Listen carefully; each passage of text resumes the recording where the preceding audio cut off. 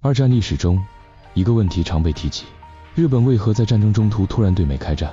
当时日本已深陷战争泥潭，资源、人力极度短缺，此时开辟新战场，无异于自寻死路。他们到底在想什么？要解答这个问题，得先补充些历史背景。20世纪30年代，日本经济并不富裕，年财政收入仅40多亿日元，按当时3日元约合$1的汇率，却与美国保持大规模贸易。1937年，美国的日出口总额达$2.89亿，其中石油、精炼产品、废钢等4类战略物资占$1.42亿，仅废钢出口量就为6年前的40倍。显然，日本维持庞大军工生产离不开美国物资进口，甚至没有这些物资，日本根本无法继续战争。但日本的美元从何而来？这引发严重外汇危机。二战前，日本外汇主要依赖纺织贸易和少量生丝出口，可纺织业是劳动密集型产业。战争爆发后，大量青壮年入伍导致生产线工人减少，纺织业萎缩。同时，战争需求迫使工厂转产军工，外汇来源进一步枯竭。日本就此陷入恶性循环，继续战争需扩大军工生产，扩大生产需从美进口更多物资，进口需外汇，可外汇日渐减少，加之维持军队、支付占领成本的开销增加，这些钱最终流入美国，让日本人倍感沮丧。1938年，美国政府向100余家工厂发劝告信，要求停止与日贸易，一道以禁运。此后，日本逐渐丧失对美贸易能力。当时国际贸易需硬通货结算，要买美国石油、机械必须有足够硬通货，可日本外汇储备已濒临枯竭，国家总动员法也几乎全面实施。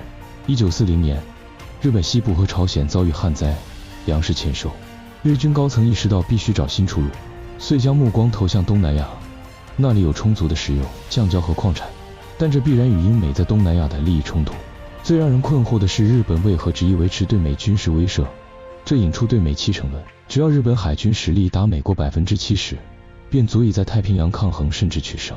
该理论1907年出现，当时日本将美国列为头号假想敌，制定第8舰队计划，并规划作战，先在西太平洋击败美舰队，占领菲律宾舰防线，再与横渡大洋的美主力舰队决战。此计划看似完美，却有致命缺陷，完全忽视美国工业潜力。一旦美国决心发展海军，日本根本无法维持这一实力比例。1921年，美国主办华盛顿海军会议时，日本海军大臣加藤有三郎极力主张削减军力。他深知日本国力有限，无法与美开展军备竞赛，但日本海军强硬派强烈反对，坚持维持70%比例，否则会打击官兵士气。最终，华盛顿海军条约规定美日主力舰吨位比试，这在日本引发巨大争议，海军分裂为条约派与舰队派。此后10几年，两派斗争加剧。1930年，矛盾爆发危机，舰队派指责条约派违背军令并猛攻，自此在海军占上风。1935年，日本退出第2次伦敦海军会议，抛弃国际海军裁军体系，秘密建造大和级战列舰。军方强硬派认为美国实力大不如前，日本几年内就能建成达美海军70%实力的舰队。可1940年德国横扫欧洲后，美国通过两洋海军法案，计划5年内将海军规模扩大1倍，日本海军被远远甩在后面。正如预言，1945年日本海军实力不足美国40%，且日本在亚洲大陆投入大量兵力物资，却跟不上美军扩张速度。可陆军强硬派仍未放弃，开始寻找其他办法。此时，日本联合舰队总司令山本五十六展出：我有个主意，只是风险有点大。山本五十六非普通人，哈佛高材生，曾任日本驻美海军武官，对美了解远超其他日军高层。回国后，他多次警告，美国工业生产力是日本的5到10倍，与美开战日本必败。但他的警告未被采纳，只因他是日本海军少数亲美派。即便如此，他仍被任命为联合舰队总司令，这让所有人意外。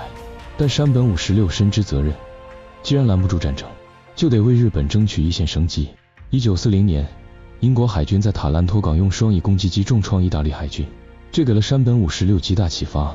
他开始秘密策划袭击珍珠港，认为开战需在最短时间内打闪电战。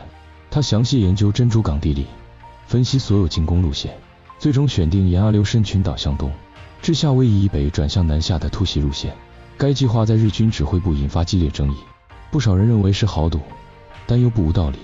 一是违背日本海军近海决战的传统战术，二是珍珠港距日过远，即便突袭成功也无法占领。但山本五十六坚持只有6个月内取得战略优势，才可能开启和谈，否则日本必败。他甚至以自制相要挟，最终计划通过。他命令参演舰艇多次演练，将袭击时间定在周日清晨。为确保北方航线安全，还派4名军官伪装商人，勘察沿途天气海况。在外人看来他胸有成竹，可私下对部下坦言，我们最多只能维持6个月优势，若6个月内赢不了，就彻底输了。但当时日军方认为，只需轰炸珍珠港就能迫使美国屈服。这种盲目乐观在高层蔓延，完全忽视山本的警告。1941年7月，日本领导层决定，即便与美开战也要南进。7月24日，日军进驻越南。次日，美国反制，冻结日本在美所有资产并全面禁运。英荷也紧随其后制裁日本。日本外交和经济空间被彻底压缩，再无回旋余地。可日军方仍抱幻想，为确保袭击成功，投入前所未有的情报力量，从各渠道获取珍珠港天气水文、美军基地飞机、舰艇部署等信息，甚至加强对夏威夷广播的监听。此外，日本长期视美国为软弱国家，认为美国人沉迷安逸，无力反击。事实证明，这是致命误判。当时日本谈判代表野村吉三郎对美日开战前景深感担忧。他曾服役海军，深知两国实力差距，却只能眼睁睁看着悲剧上演。1941年12月7日清晨，一支规模空前的舰队在单管湾集结。7时02分，瓦户岛最北端雷达侦测到一群战机，操作员立即报告防空司令部，得到的答复却是，那只是从美国西海岸来的轰炸机。珍珠港就此错失最后预警机会。7时55分，日军袭击开始。接下来90分钟，日军战机投下556枚炸弹，40枚鱼雷，总爆炸当量144吨。此次袭击日军仅损失29架战机，却摧毁188架美军飞机，击沉、击伤40多艘美军战舰。从战术上看，这次突袭是辉煌胜利，也让日本获得6个月战略优势。此后，日本占领整个东南亚，势力范围延伸至印度洋。美国被彻底激怒，罗斯福总统向国会发表著名国耻演讲。美国次日正式对日宣战，德意随后也对美宣战。二战自此进入最大规模阶段。山本56的预言开始应验，美国启动空前军事动员，全国工业体系全面转向军工生产，战舰、飞机、火炮如流水般产出。1942年，美国造船厂建造的战舰总吨位超日本所有战舰总和。1944年，美国一年生产的飞机数量甚至超日本二战期间总产量，而日本每损失1架飞机、1艘战舰都无法弥补。这就是两国工业产能的差距。日本人口仅为美国1/7，却妄图与拥有世界最强工业体系的美国抗衡，结果可想而知。从某种意义上说，珍珠港事件反而帮了美国，它瞬间凝聚美国社会，让民众全力支持对日作战。日本本想靠突袭快速结束战争，却唤醒了沉睡的巨人。这个巨人的愤怒反击远超日本人想象。这件事印证了残酷现实：战争结局往往取决于国家实力对比，而非单纯战术胜利。日本战略决策的致命缺陷，就是完全忽视了这个基本事实。